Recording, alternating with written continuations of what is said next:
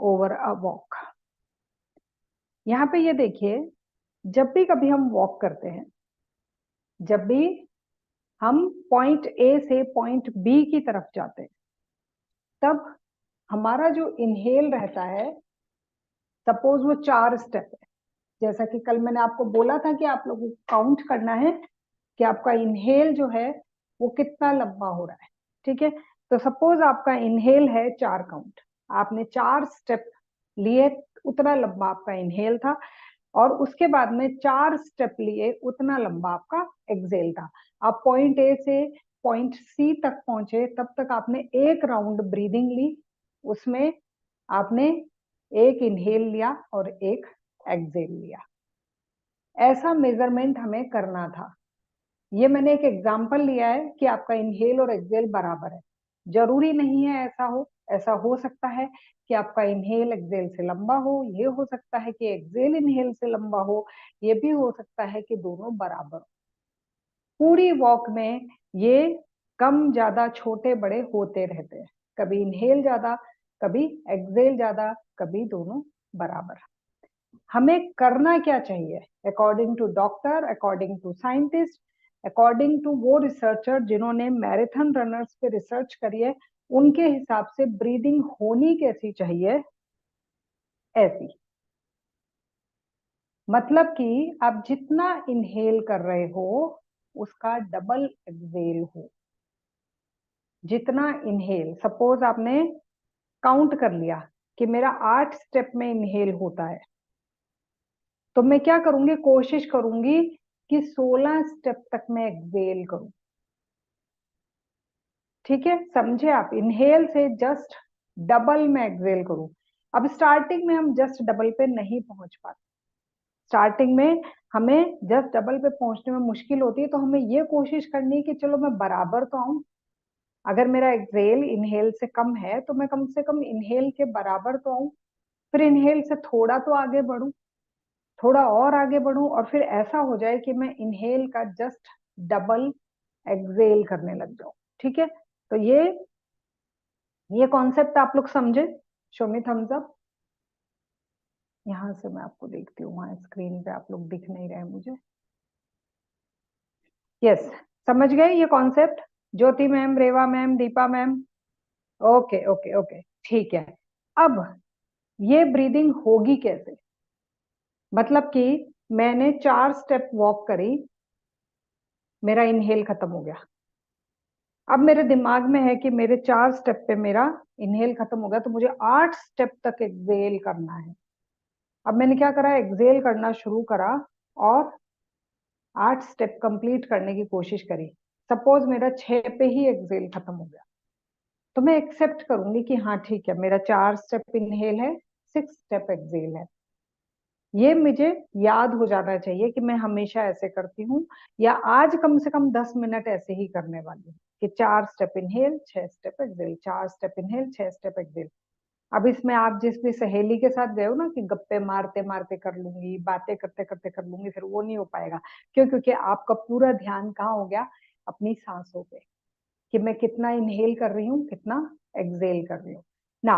अब ये चीज होगी कैसे, अगर मेरे पास एक घड़ा है, एक मटका है, मटके का मुंह बहुत बड़ा है ना, और मैंने बोला कि इसमें सब जने 2-2 जग पानी लाके डालो। आप सब ने 2-2 जग पानी लाके डाला, मटके का मुंह बहुत बड़ा था। लेकिन अब जब सबको देने की बारी आई तो मैंने मटके का ढक्कन कर दिया बंद। मैंने कहा ढक्कन से ऊपर से कोई नहीं पिएगा, ऊपर से बंद है, तो आप सब ने पानी इकट्ठा करा है, हमने मेहनत करी है, फिर हम कहाँ से पिए। मैंने बोला ये नीचे नल लगा है ना मटके में, इससे निकालो और इससे पियो। मुझे बताओ, जग से भरने में और नल से खाली करने में, दोनों में किस में ज्यादा समय लगेगा? ये समझ में आया, सेकंड वाले में, बिल्कुल। ज्योति मैम ने बोला सेकंड। जग से 10 जग भरे, फट भर गया, लेकिन नल से आप खाली करने लगोगे, ट्रिपल चौबल टाइम लगेगा। बिल्कुल रखना, मैं बिल्कुल सही, है ना। तो अब मुझे क्या करना है मेरी बॉडी में कि इनहेल तो ज्यादा जाए और एक्सेल कम निकले, क्योंकि मुझे इनहेल में कम स्टेप करना है, एक्सेल में जस्ट डबल करना है। तो अगर आपको याद आ रहा है तो याद कीजिए, मैंने आप लोगों को एक ब्रीदिंग सिखाई थी, अभी मैं दिखाऊंगी ना। अरे मैम याद क्यों नहीं आया मुझे, तो मुझे ये आती है करनी, आपने सिखाई थी, है ना, कैसे मैं भूल गई। एक ब्रीदिंग मैंने आपको सिखाई थी जिसमें आप भरते पूरा हो, मुंह से निकालते थोड़ा हो, ठीक है। चलिए, तो अभी हम उसी ब्रीदिंग को सामने लेकर आते हैं।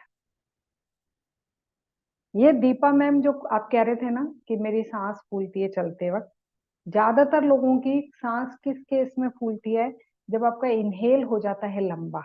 हमें लगता है ना कि हम वॉक पे निकले, लंबी लंबी गहरी गहरी सांसें लेनी चाहिए, हम कर लेते हैं इनहेल लंबा और एक्सहेल कर देते हैं छोटा। तो जैसे जैसे आप एक्सहेल छोटा करते जाओगे, आपके अंदर ऑक्सीजन तो भरता जाएगा इनहेल से, है ना। इनको दो सामान समझिए, आपके पास दो लगेज है, एक तो है आपके पास ऑक्सीजन और एक है कार्बन डाइऑक्साइड, ठीक है। आपने क्या करा, ये ऑक्सीजन भरा, ये ऑक्सीजन भरा, ये ऑक्सीजन भरा, भर दिया। अब आपको क्या करना है, क्योंकि ऑक्सीजन भरते जा रहे हो, यूं समझो कि आपने वजन उठा लिया ऑक्सीजन का, और ये कार्बन डाइऑक्साइड खाली करा, ये खाली करा, ये खाली करा, ये खाली करा। अगर आपका इनहेल हो रहा है लंबा और एक्सहेल हो रहा है छोटा, तो आपने क्या करा, ऑक्सीजन का तो वजन ज्यादा उठा लिया और कार्बन डाइऑक्साइड कम निकाला। तो फाइनली थोड़े टाइम बाद आप थक जाओगे और आप बोलो, इतनी गहरी अच्छी सांसें ले रही थी, भर भर के इनहेल कर रही थी, फिर भी पता नहीं क्यों मैं थक गई, फिर भी पता नहीं क्यों नहीं चला जा रहा, मैं तो अच्छी गहरी सांस लेती हूँ हमेशा। नहीं, आपको वॉक करते वक्त एक्सेल पे ध्यान देना है, ठीक है। तो अब यहाँ पे किस किस को पता था क्या, किसी को? बोले मैडम ये तो सुना ही नहीं आज तक हमने, हम तो वॉक पे जाते थे और आ जाते थे। पता था किसी को? नहीं। जो मैंने आपको कुछ समय पहले एक बुक भी रिकमेंड करी थी, ब्रेथ, है ना, उस बुक में भी जो पर्सन है, जो ऑथर है, वो बताते हैं कि जो रनर्स थे उनके ऊपर एक्सपेरिमेंट करा गया, ये वाला एक्सपेरिमेंट उन पे करा गया, तो पता चला कि ब्रीदिंग इंप्रूव करने पे उनकी वॉक इंप्रूव हो रही है। पहले भी वो उतना ही रन करते थे, लेकिन रन करके जैसे ही आते थे, बस थक गए, आज की रेस जीत गए, अब आगे 2-4 दिन आराम। लेकिन जैसे ही ब्रीदिंग इंप्रूव हुई, यस बिल्कुल रत्ना मैम, कार्बन डाइऑक्साइड बहुत ज्यादा है तो लंग्स पे इफेक्ट डालेगी। जैसे ही ब्रीदिंग इंप्रूव हुई, वैसे ही वो रन करके भी आ रहे हैं ना, तो फुल एनर्जेटिक। क्यों? क्योंकि ब्रीदिंग का लॉस तो हुआ ही नहीं ना, पेट्रोल पंप तो आपके साथ चल रहा है पूरे समय। ऐसा नहीं कि आपने यहाँ पेट्रोल भरा, स्टार्टिंग में मैं कर लूंगी वॉक, पूरे रास्ते टैंकी खाली, और जहां पहुंचे वहां पे कोई तो मुझ में पेट्रोल भर दो, ऐसा नहीं है। आपने क्या करा, पेट्रोल पंप को बोला कि तू मेरे साथ चलता रहे, और वो आपके साथ साथ साथ साथ चला है पूरे समय। तो हमें कौन सी ब्रीदिंग करनी है, ध्यान से अब देखेंगे। अच्छा, और हाथ खड़े करेंगे जिसको याद आ जाएगा कि हाँ मैडम ये ब्रीदिंग तो सिखाई थी आपने, इस इमेज से याद आएगा आपको। किस किस को याद आया? नाक से सांस लेनी है, मुंह को थोड़ा सा खोलना है, ऐसे जैसे आप सीटी बजा रहे हो, ऐसे जैसे आप चाय ठंडी कर रहे हो, ऐसे जैसे आप फूंक मार रहे हो, और ब्रीदिंग खाली करनी है। तो नाक तो मेरे दो छेद, खूब बड़े चौड़े, लंबी गहरी मैंने सांस ले ली, और होठों से मैंने, यस, थोड़े दिन पहले ही पूर्णिमा मैम करी है हमने, होठों से मैंने कंट्रोल कर लिया। भाई जितनी इनहेल अंदर गई है, धीरे धीरे एक्सेल में निकलेगी, एक साथ नहीं धप करके निकलेगी। तो अब एक्सेल हो गया मेरे कंट्रोल में, अब मैं एक्सेल को लंबा कर सकती हूँ। तो इसके बारे में पढ़िए। अगर हम वॉक करते वक्त अपनी मसल्स टाइट कर लेते हैं, बहुत सारे लोगों को आपने देखा होगा, कंधे टाइट, चेस्ट टाइट, चेहरा, चिन, फेस पूरा ऐसे कर लेंगे, भाई मैं ही एक वॉक कर रहा हूँ और कोई दुनिया में करता ही नहीं है वॉक। उसके वॉक करने से पता चलेगा कि बहुत मेहनत कर रहा है ये। और कुछ लोग ऐसे वॉक करते हैं, इसे स्मोकिंग टाइप ब्रीदिंग वर्सेस कहते हैं ना, ये मुझे नहीं आइडिया कुछ भी स्मोकिंग वाला। आ, तो ये जो पर्स लिप ब्रीदिंग है, इसमें आपको होठों को थोड़ा सा खुला छोड़ना है और धीरे धीरे।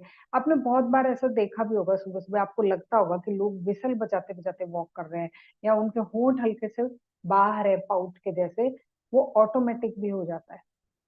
और क्योंकि मुझे ये ब्रीदिंग पता है, इसीलिए अभी जब भी मैं जिम कर रही हूँ, जब मैं साइकिलिंग कर रही हूँ, ट्रेडमिल कर रही हूँ, ज्यादा हो जाती है, तो मेरे होठों से ऐसे ही ब्रीदिंग निकलने लग जाती है और मुझे थकान नहीं चढ़ती। तो ये वाली ब्रीदिंग हमें करनी है। मसल्स को सबको ढीला छोड़ना है, प्लस अपनी बॉडी को ऑब्जर्व करना है कि मैं कितना कर पाती हूँ। अब अगर आपको ये ब्रीदिंग पता चल गई है, तो इसका मतलब ये नहीं है कि अरे वाह मेरे को तो ब्रीदिंग पता चल गई, आज ही मैं 20,000 स्टेप पूरे कर लूंगी, अरे वाह मुझे तो ब्रीदिंग पता चल गई, मैं हाफ मैराथन डन कर लूंगी। नहीं, बहुत बार इस ब्रीदिंग को करने में भी मेहनत लगेगी। और बहुत बार ऐसा होगा कि चाहे आप ये ब्रीदिंग करें तो भी आपकी टांगे साथ छोड़ देंगी, आपके लंग्स बोल देंगे बस भाई, एक ही दिन में तुम क्या करना चाह रही हो। तो हमें ब्रीदिंग पता है, हमें ये पता है कितने स्टेप से कितना इनहेल कितना एक्सहेल होना चाहिए। उसके बाद में हम हमारी बॉडी की कैपेसिटी जानेंगे। एक सेकंड क्लास के बच्चे को आप 10th क्लास का पेपर नहीं दे सकते, उसे आप धीरे धीरे थर्ड फोर्थ फिफ्थ तक आने देंगे, तब वो 10th का पेपर सॉल्व करने लगेगा। वैसे ही अपनी बॉडी को ऑब्जर्व करना है, इस चीज का पूरा ध्यान रखना है। जब मैं अभी आप लोगों के सामने ही ऐसा हुआ है कि मैंने योगा के साथ साथ जिम स्टार्ट करा है। मैं जिम के मामले में जीरो थी, वहां ऐसे अनाड़ी के जैसे जाके ट्रेनर के आगे खड़ी हो जाती थी कि पता नहीं